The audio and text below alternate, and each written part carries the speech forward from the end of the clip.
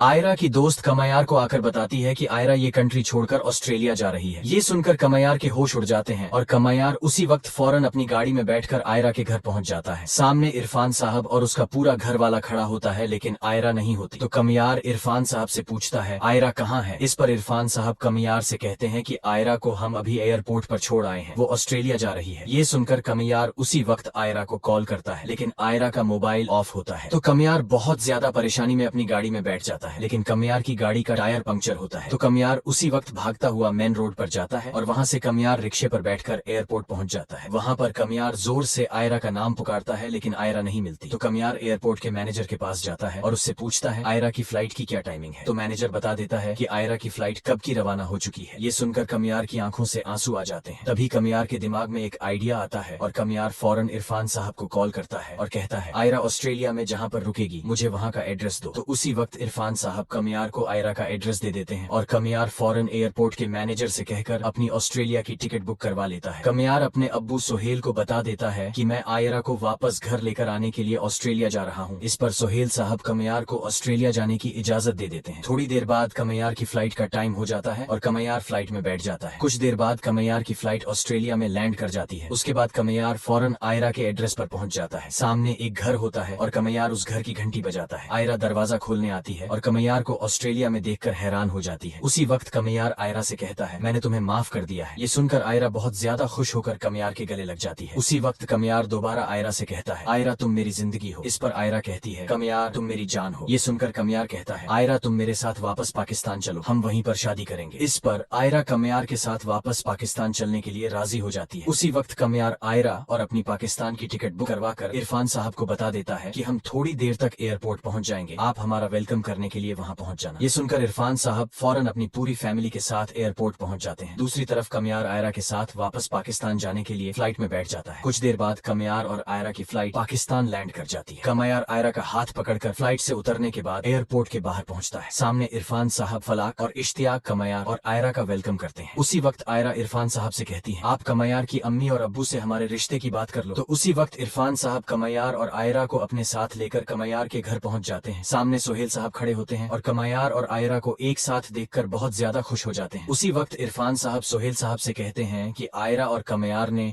अब तक बहुत जख्म बर्दाश्त किए हैं, इसलिए मैं चाहता हूं कि अब दोबारा हम कमायार और आयरा की शादी बहुत ज्यादा धूमधाम से करें। इस पर सोहेल साहब कहते हैं ठीक है, फिर अगले हफ्ते हम कमायार और आयरा की शादी की डेट फिक्स करते हैं। ये सुनकर कमायार और आयरा बहुत ज्यादा खुश हो जाते हैं। उसी वक्त कमायार आयरा को अपने साथ लेकर शॉपिंग मॉल जाता है और वहाँ आयरा कमायार की पसंद से अपनी मेहंदी, बारात और वालिमा की ड्रेस लेती है। लेकिन उसी वक्त कमायार के मोबाइल पर सोहेल साहब की कॉल आती है। वो कहते हैं कमायार जल्दी से तुम आयरा को लेकर घर आ जाओ, तुम्हारी दादी तुमसे कुछ बात करना चाहती है। ये सुनकर कमायार उसी वक्त आयरा को लेकर अपने घर पहुंच जाता है। कमायार की दादी कहती है कमायार मेरी जिंदगी का कोई पता नहीं, बस कल तुम्हारी और आयरा की शादी होगी। ये सुनकर आयरा अपने घर वालों को बता देती है कि कल कमायार बारात लेकर हमारे घर आएगा। अगले दिन कमायार अपनी अम्मी, अब्बू और दादी के साथ बारात लेकर पहुंच जाता है। मौलवी साहब कमायार और आयरा का निकाह करवा देते हैं और इरफान साहब खुशी से आयरा की रुखसती कर देते हैं। कमायार आयरा को अपने घर ले आता है और उसके साथ पूरी रात बहुत ज्यादा प्यार करता है। अगर आप इस ड्रामा की आगे की स्टोरी देखना चाहते हो तो हमारे चैनल को लाइक, सब्सक्राइब और शेयर जरूर करें।